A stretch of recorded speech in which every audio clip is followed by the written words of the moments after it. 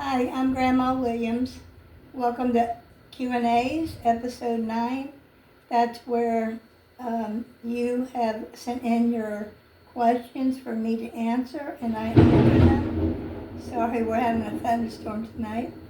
The producer, David, will be asking the questions to me, and I'll be answering them.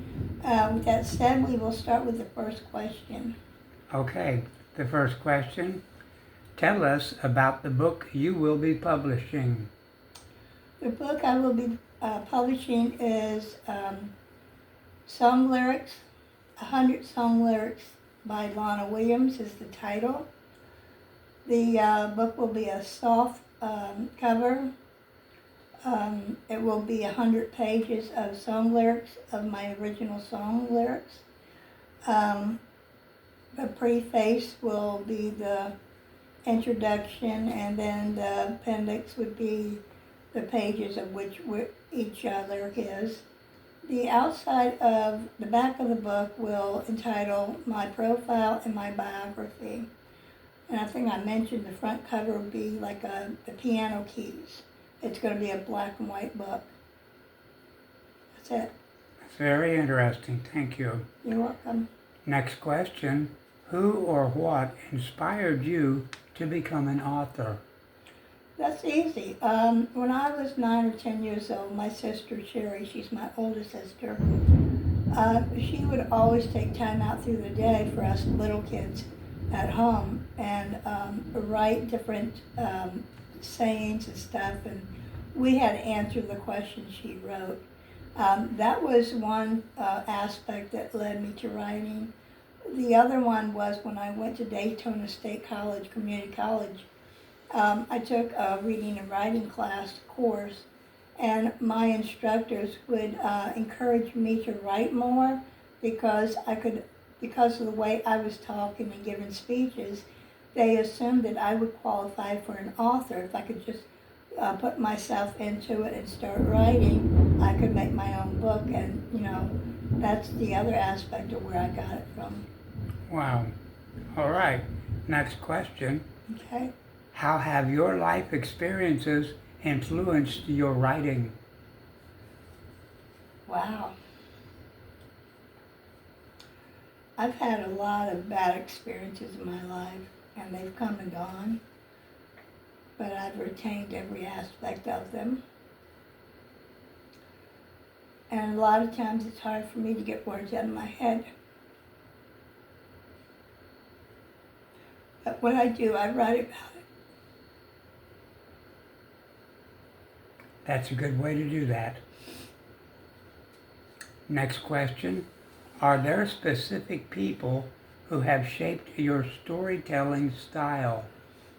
Of course. A lot of, I love artists in country music business like Alan Jackson and Garth Brooks and Hank Williams Sr. and all the oldies. I get a lot of inspiration from them, as well as from my husband, my family, my kids, my neighbors. Everybody's so helpful, and I guess that answers that question. Very well, it does. Now then, are there which books or authors have had the biggest impact on your career? Well, my first book was when I was a kid, Harold and the Purple Crayon. My first book, and the only book I held on to the longest and didn't want to turn it back into the library at school. But as I grew older and went through college, I found a book by Daniel Steele. It's called Lightning, and I had read that all the way through, and it inspired me to write myself because of the story that grabbed my attention, and I couldn't put the book down. It was so good. That was exciting. Very much. Next, what motivates you to keep writing even on tough days? Well, other than not having anything else to do at the moment, I just find that writing is a way of releasing anger or sadness, depression. It's a way of gaining encouragement and happiness and peacefulness. Writing sets the stage on all aspects of life. So when I don't have anything to do, I will reach for a pen and paper or type my sentences or stories. That's very true. All right, next. How do world events or current issues impact your writing? In a big way. Right now, Israel and Iran's going at each other. They can't leave each other alone. They can't sit straight, so to speak. It encourages me to go looking for inspiration in other places besides them, something that's more laid back, even though it's sad. Encourages me to dig more thoughts out of my brain and get them down on paper where I haven't been able to get words out of my head before. I am actually looking at these videos and watching them, and it's reminding me of all the hell I went through, and then I will come up with a lot of different sentences and put together a song. Interesting. Next question. Do you draw more inspiration from personal experiences or imagination? Yes, more from personal experiences.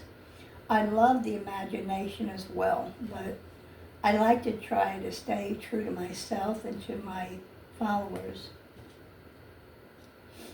That's very important. How do you decide what stories are worth telling? True stories, something you can relate to, something that can take people somewhere else after you tell a story, something that is appropriate for the viewer, and not to bring in anything other than telling the story.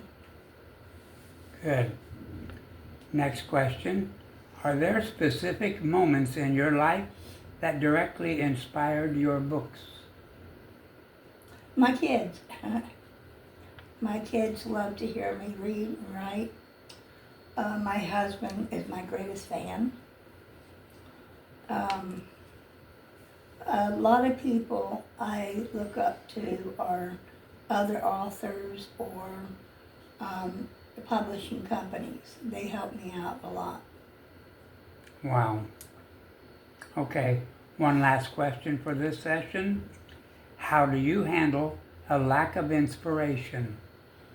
Well, it's very irritating when you're thinking of something. Well, let's just put it this way. I can come up with 2 lines automatically in a song lyric, but then I get stumped because the other 2 don't rhyme. And I'm trying to find a rhyming word with it, and I have to Google it just to find the word, but it doesn't fit into whatever I'm writing. So I have to change the whole paragraph to make it make sense and mean the same thing that I had already put.